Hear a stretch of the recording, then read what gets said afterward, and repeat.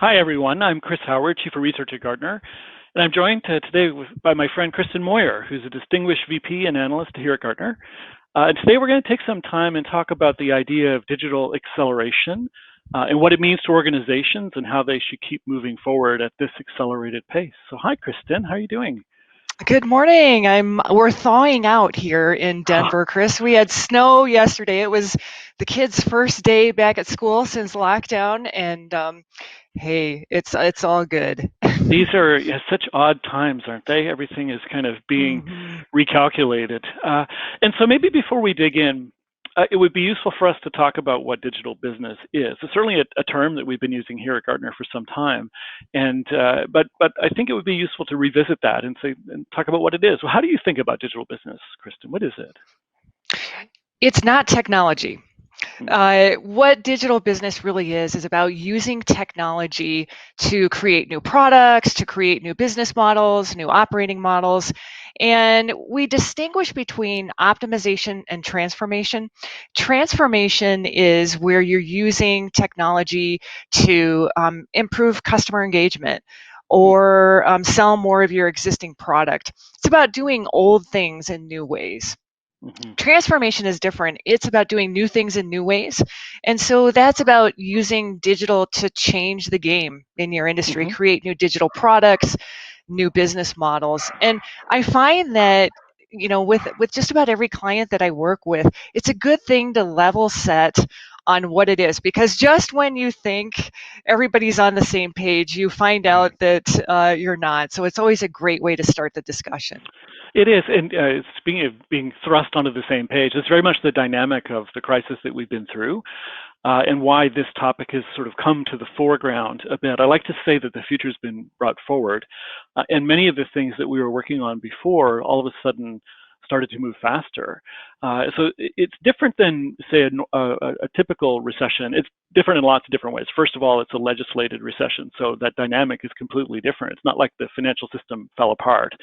But what it did do is it made us have to scramble to figure out how to keep business going in some cases and respond to the situation that was surrounding us. And in a typical recession, executives are very much focused on cost cutting, for example. And there's been some of that, certainly cost avoidance in order to trim those things that we could. But we've seen in the data a shift, actually away from that recently towards more aggressive types of actions. What are you seeing in that data, Kristen? Well, what we're seeing is that 69% of board directors are now saying that they want to accelerate digital business. So just as you said, instead of a typical cost-cutting type reaction, the reaction is that this time is different. This is in some ways, it's our first digital recession where digital is a tool that can help us move forward. And so it's really out with the old and in with the new. Some of the IT spend data that we're seeing is also showing that this recession is very different. So in most recessions, what you see is you see a dip in IT spending, then followed by an increase in IT spending. And right Mm-hmm. now, there's a divergence where you see things like RPA, that's up, spending is up 13%, infrastructure as a service up 14%. But then things like inkjet printers, that's down, like 24%. On-prem Mm-hmm. communications down 27%. And so it's really a time of out with the old and in with the new. Yeah, one of the other pieces of data from that board of directors survey talks about their intention to invest more generally in information and technology. And the way that I read that data is not just for central IT, but across wherever IT solutions are developed within the organization, what I call the IT diaspora, in that you have a lot of very skilled technical people delivering solutions that sit in line of business, are closer to the customer, and so on. And the intention is to fund that. Now, it's a shift of funding. So some parts of the organization, say like marketing, are experiencing a decrease in funding for maybe obvious reasons. But it's a signal that at the top level, at the corporate director level, the belief is that investment in technology is actually a way to scale out of this the situation that we're in.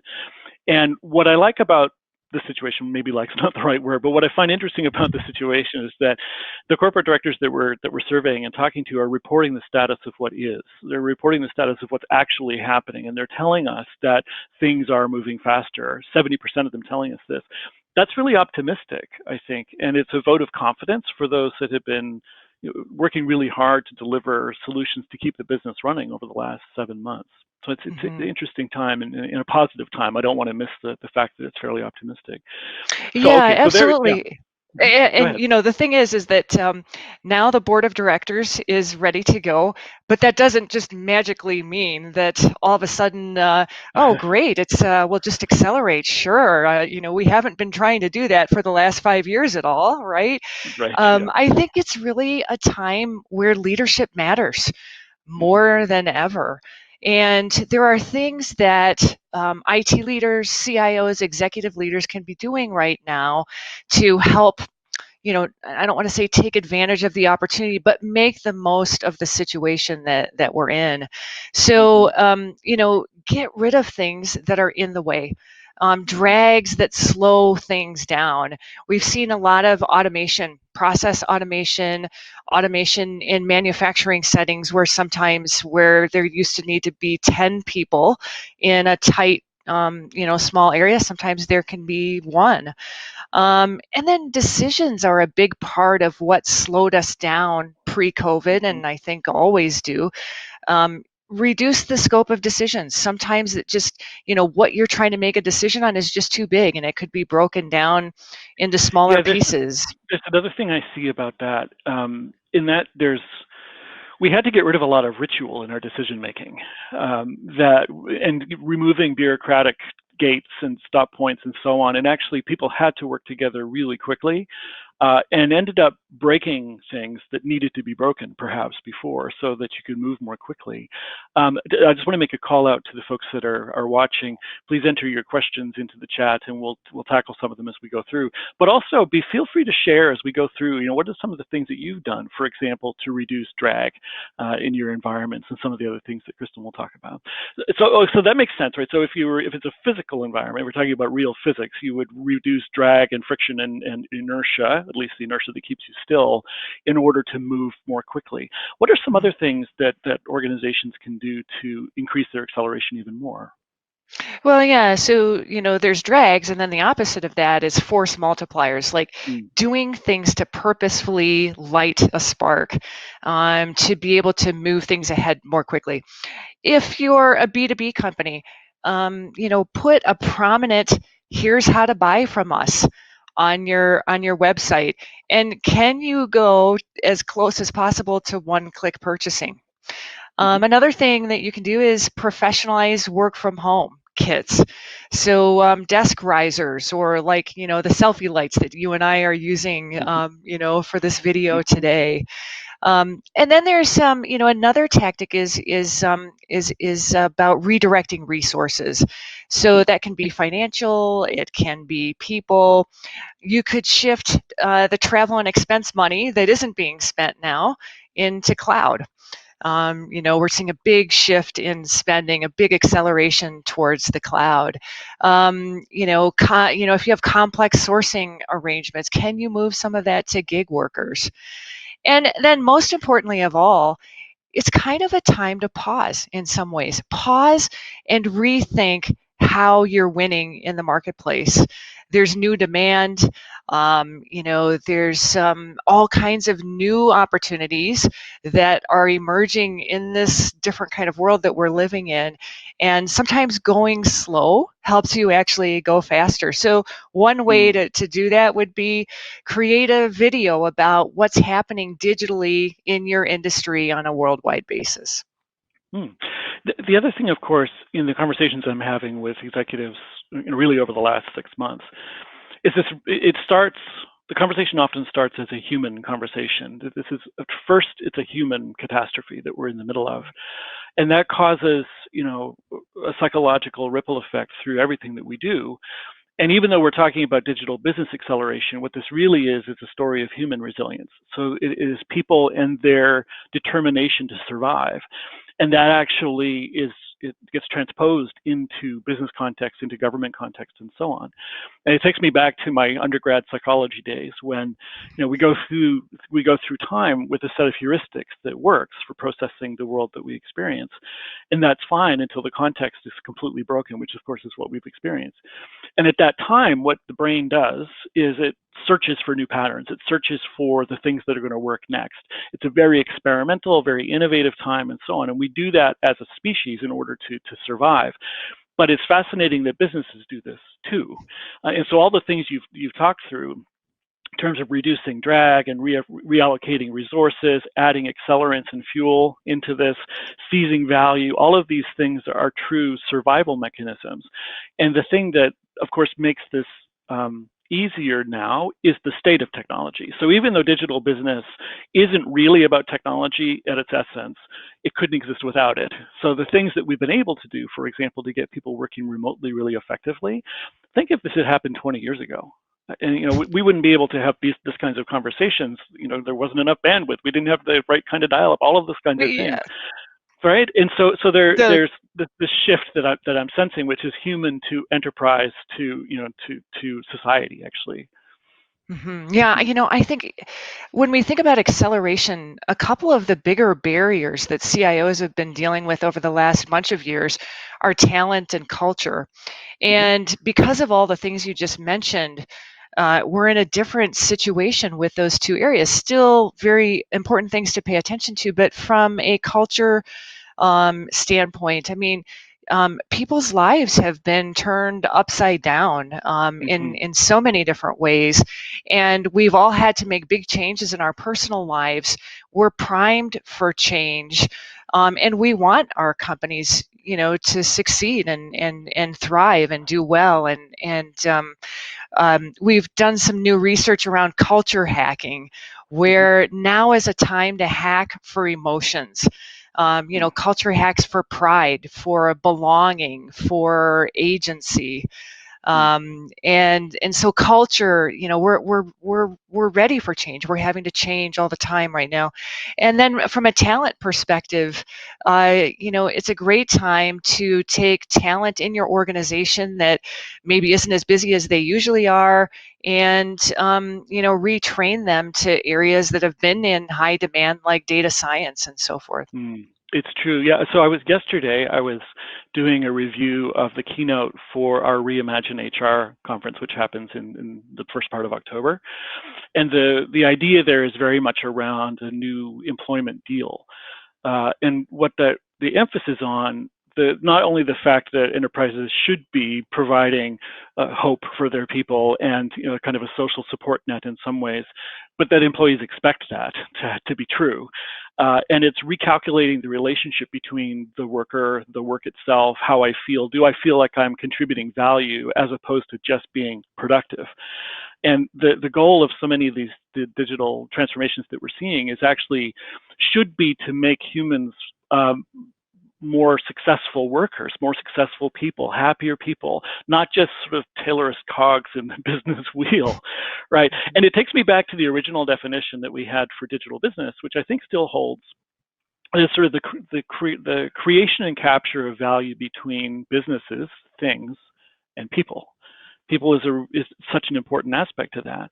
But what's happening in this acceleration that I'm seeing is that machines are starting to do things that machines do better, allowing humans to do things that humans do better, and sort of creating a new foundation for the future of work itself that I think is just fascinating.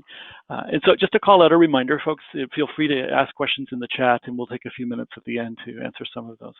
But maybe let's talk about this. Ultimately results in work to be done, and some kind of prioritization, and honestly, work that's going to move at different speeds. How do we think about that in terms of maybe staying in your lanes? You don't want to stay in your lane. And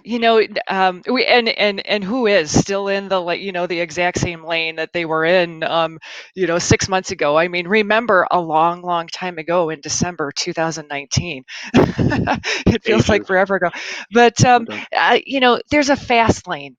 And a fast lane is things that you had to do really quickly to get right during lockdown. Work from home is an example of that. And now is a good time to go back and make that more robust. Digital commerce, another example of things that companies got up really quickly.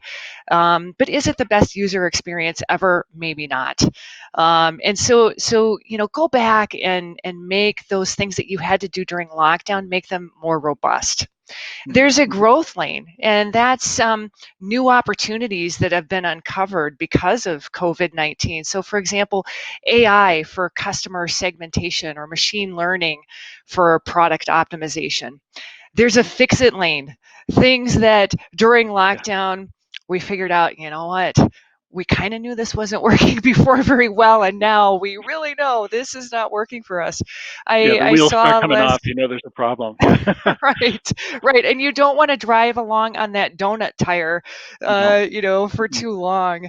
I just saw that a lot of the small and mid-sized banks in the U.S. that were planning core banking system replacement, they're continuing forward with those. They're starting those now because even as digital as that industry has been, there's a lot more transactions that are being done through mobile and contactless and so forth, and they want to make sure that their systems are robust enough to happen that to be able to handle that.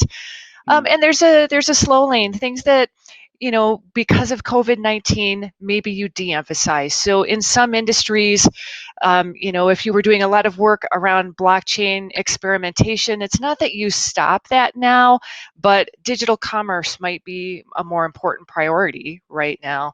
And then there's an Mm-hmm. exit lane, things that you were doing before that just don't make sense now, like we see with on-prem communications and that spend declining so dramatically because people Mm-hmm. aren't in the office right now.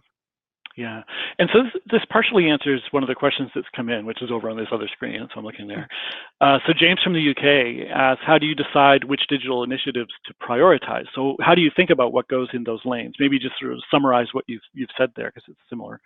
Yeah, I think it's really two things. I mean, it's about what matters to customers and what matters to you as an enterprise. And so I would evaluate both of those things on a scale of 1 to 5. And it's about revenue for you as an enterprise. It's about net profits. But then for customers, it's about what can you do that's really going to provide more value to customers. I mean, customer retention is such an important metric right now because that's the foundation for future growth, as is finding new customer segments. Mm-hmm. So you talked about skills a little bit. So Liva from Pittsburgh asks, curious to know what critical functions and skills are playing a role in rebuilding digital business. What skills are we seeing being accelerated themselves? Some of the things that I'm seeing, because you mentioned some technology, so the move towards cloud, for one, automation is another, and the skills that are associated with that are really important. For example, teaching people to really understand container architectures and how to use those for cloud, because that's a resilience characteristic. And it's a pattern that's easy to break, which ends up in bad things. In the automation space, there's a lot of underlying process improvement that has to happen there. It's not enough just to automate processes that already exist, but to really rethink those. So there's a process analysis element to that.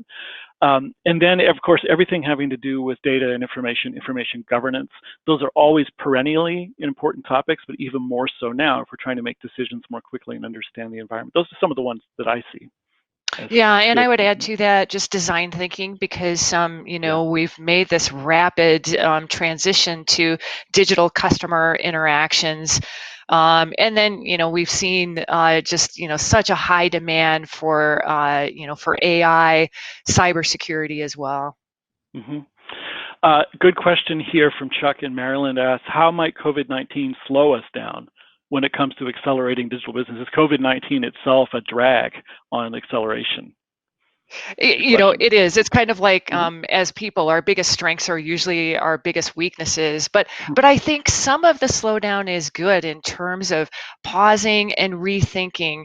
what state of disruption is your industry in, even aside from COVID-19? Because we will come out of COVID-19, and many of the forces that were acting on various industries will be there as strong as ever.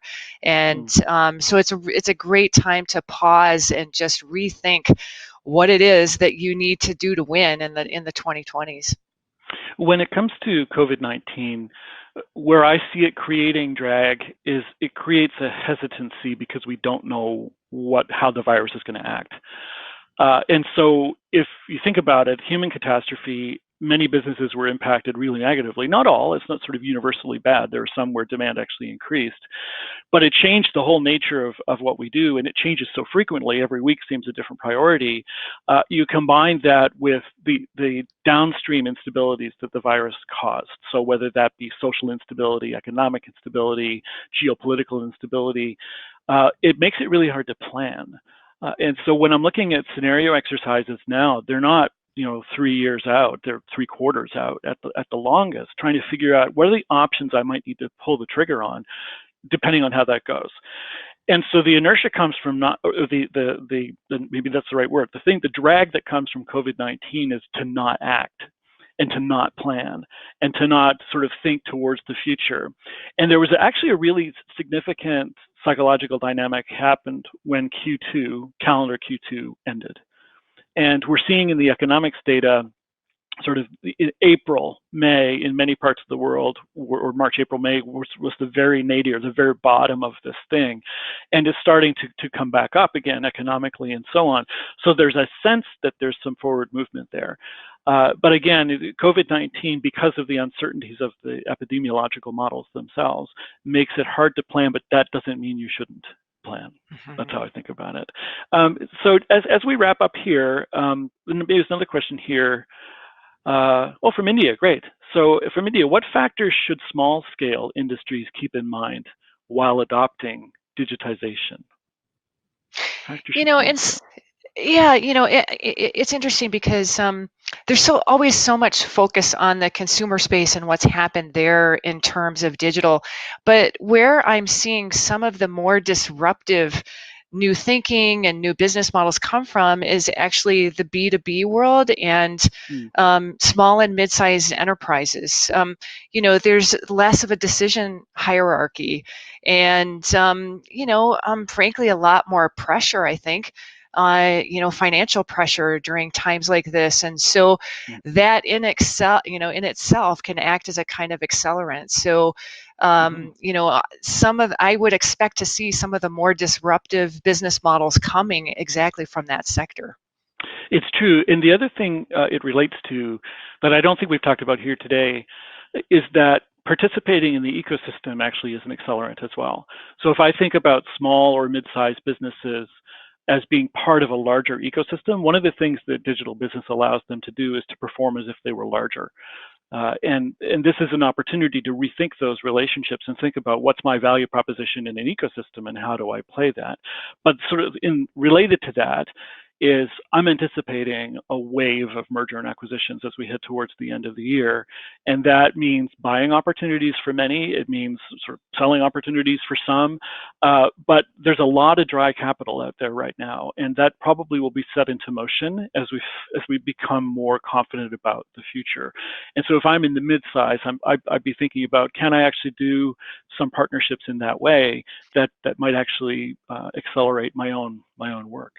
Yeah, because even if you're not in a position to make an acquisition, you can white label, a fintech or regtech or insurtech type of product as your own, and use that as a way to, create new products, new business models, and so forth. Good. And so we're producing a lot of research, obviously, on this. What we've done is kind of sharpened the stick a little bit, and there's a new wave of work about to come out.